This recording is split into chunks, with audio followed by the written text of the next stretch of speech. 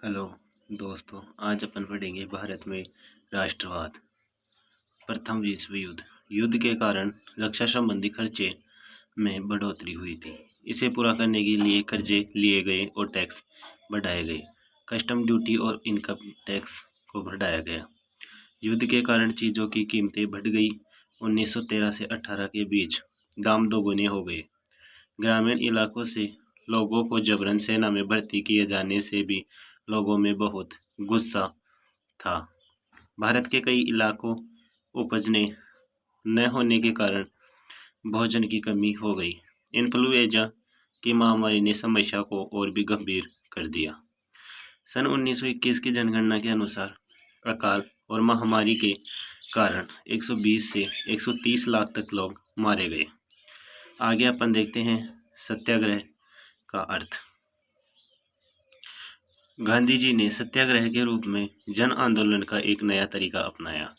यह तरीका इस सिद्धांत पर आधारित था कि यदि कोई सही मकसद के लिए लड़ रहा हो तो उसे अपने ऊपर अत्याचार करने वालों से लड़ने के लिए ताकत की जरूरी नहीं होती। गांधी जी का विश्वास था कि एक सत्याग्रही अहिंसा के द्वारा ही लड़ाई को जीता जा सकता है। इसके बाद में अपन देखते हैं Rowlatt Act 1919। Imperial Legislative Council द्वारा 1919 में रोलेट एक्ट को पारित किया गया था। इस एक्ट ने सरकार को राजनीतिक गतिविधियों को कुचलने के लिए असीम शक्ति प्रदान किए थे। इसके तहत बिना ट्रायल के ही राजनीतिक कैदियों को 2 साल तक बंदी बनाया जा सकता है। 6 अप्रैल 1919 को रोलेट एक्ट के विरोध में गांधी जी ने राष्ट्रव्यापी आंदोलन की शुरुआत की। हड़ताल के आह्वान को भारी समर्थन प्राप्त हुआ। अलग अलग शहरों के लोग इसके समर्थन में निकल पड़े। दुकानें बंद हो गई। रेल कारखानों के मजदूर हड़ताल पर चले गए। कई स्थानीय नेताओं को बंदी बना लिया गया। महात्मा गांधी को दिल्ली में प्रवेश करने से रोका गया।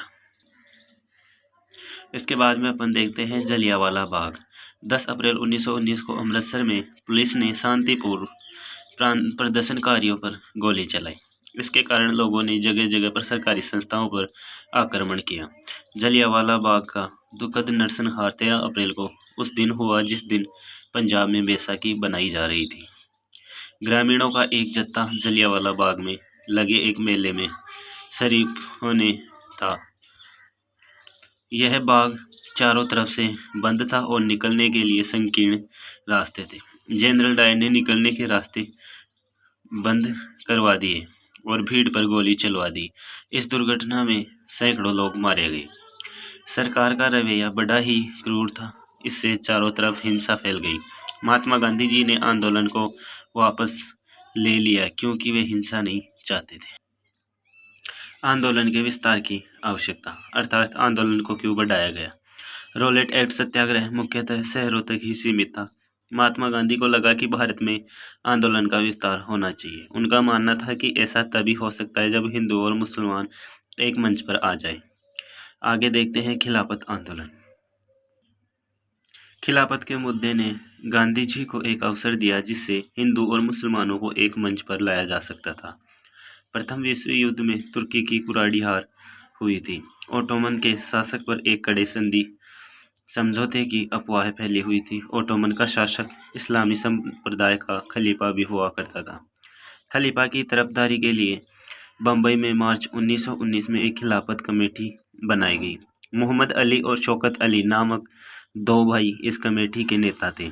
वे भी यह चाहते थे कि महात्मा गांधी इस मुद्दे पर जन आंदोलन करें। 1920 में कांग्रेस के कलकत्ता अधिवेशन में खिलाफत के समर्थन में और स्वराज के लिए एक अवज्ञा आंदोलन की शुरुआत करने का प्रस्ताव पारित हुआ। असहयोग आंदोलन। अपनी प्रसिद्ध पुस्तक स्वराज 1919 में महात्मा गांधी जी ने लिखा कि भारत में अंग्रेजी राज इसलिए स्थापित हो पाया क्योंकि भारतीयों ने उनके साथ सहयोग किया और उसी सहयोग के कारण अंग्रेज हुकूमत करते रहे। यदि भारतीय सहयोग करना बंद कर दे तो अंग्रेजी राज 1 साल के अंदर चरमरा जाएगी और स्वराज आ जाएगा। इसके बाद अपन देखते हैं असहयोग आंदोलन के कुछ प्रस्ताव। असहयोग आंदोलन के प्रस्ताव। इसके अंतर्गत देखते हैं कि अंग्रेजी सरकार द्वारा प्रदत्त उपाधियों को वापस करना, सिविल सर्विस, सेना, पुलिस, कोर्ट एवं स्कूलों का बहिष्कार करना, विदेशी वस्तुओं का बहिष्कार करना। यदि सरकार अपनी दमनकारी नीतियों से बाज न आए तो संपूर्ण अवज्ञा आंदोलन शुरू करना। इसके बाद में अपन देखते हैं साइमन कमीशन। अंग्रेजी सरकार ने सर जॉन साइमन की अध्यक्षता में एक वैधानिक कमीशन गठित किया।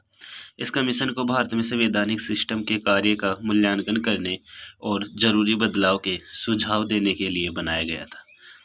लेकिन इस कमीशन में केवल अंग्रेज सदस्य ही थे, इसलिए भारतीय नेताओं ने इसका विरोध किया। साइमन कमीशन 1928 में भारत आया। साइमन वापस जाओ के नारों से इनका स्वागत किया गया। दिसंबर 1929 में जवाहरलाल नेहरू की अध्यक्षता में कांग्रेस का लाहौर अधिवेशन हुआ था। इसमें पूर्ण स्वराज के संकल्प को पारित किया गया था। 26 जनवरी 1930 को स्वाधीनता दिवस घोषित किया गया। लोगों से आह्वान किया गया कि वे संपूर्ण स्वाधीनता के लिए संघर्ष करें। इसके बाद में अपन नेक्स्ट क्लास में देखेंगे। अगर आप चैनल पर नए हो तो चैनल को सब्सक्राइब जरूर कर लेना।